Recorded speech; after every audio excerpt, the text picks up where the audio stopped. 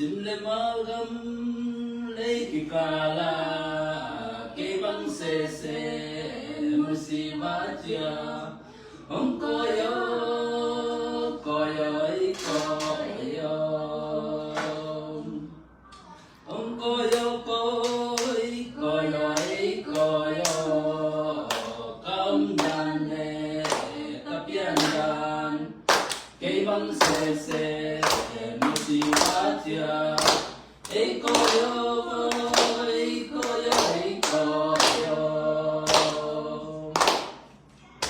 Simlemagam lekikala kebang sese musibatia koyo koyo koyo koyo koyo koyo kamdane kapiandan kebang sese musibatia koyo koyo koyo Amen. Nung phải thì về tôi ra là cái còi lên lên gì không có cái